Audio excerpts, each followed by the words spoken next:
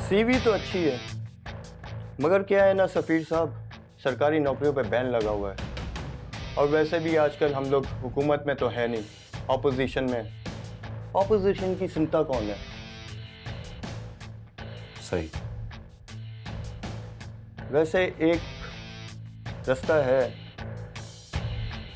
पक्का 100%, 10 से 12 लाख रुपए लगेंगे। 10 से 12 लाख।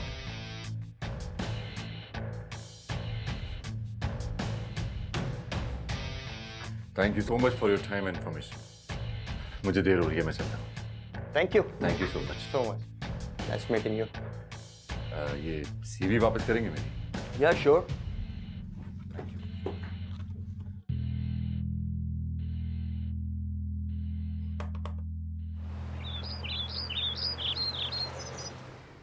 यार बड़ा ही खबीस आदमी है ये। पहले ऐसे तुर्रों खान बना हुआ था जैसे इसके बाएं हाथ का खेल है। यार अगर कुछ काम नहीं कर सकते हो तो बड़े बड़े दावे भी मत करो।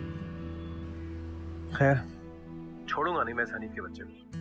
अरे जाने दें साजिद भाई, और भी देखे ना, हो सकता है कि ये अल्लाह की तरफ से दी हुई हमें एक मोहलत हो कि हमसे ये गुनाह ही ना हो। और फिर होता तो वही है ना जो नसीब में होता है। तो फिर हम क्यों ऐसे काम करें कि हमारा रब और नसीब दोनों ही हमसे नाराज हो जाए। अच्छा साजिद भाई, आप उजाला को भी समझाएं। You know, luck favours the brave. अभी हालात खराब हैं, उसको कहें कि वो घबराए नहीं। मैं कोशिश करूंगा कि मैं अपनी मेहनत से हालात को बदल दूं। ठीक है। ठीक है, ओके, ख्याल रखें। खुदा हाफिज़।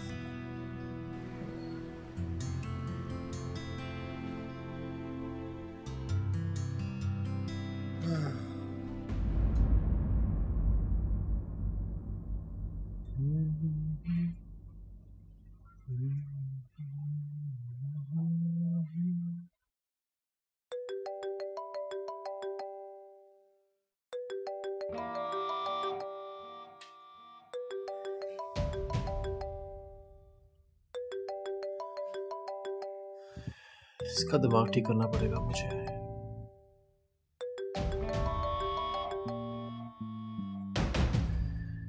हाँ अफजल, कैसे हो? शुक्र है यार तूने मेरा फोन तो उठाया। यार भाई मैं बहुत परेशान हूँ, कुछ करो ना यार भाई। यार देखो अफजल, तुमसे पहले भी कहा था मैंने, मेरे बस में नहीं है।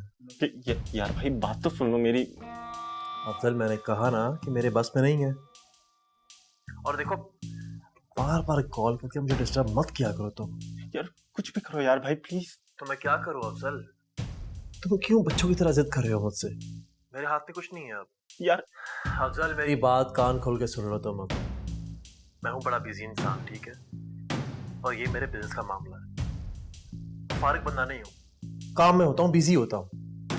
कॉल ना करना मुझे, समझे तुम?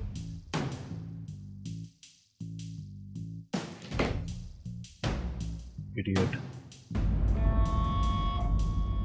फारिग बंदा नहीं है रिजवान, ये तूने ठीक नहीं किया।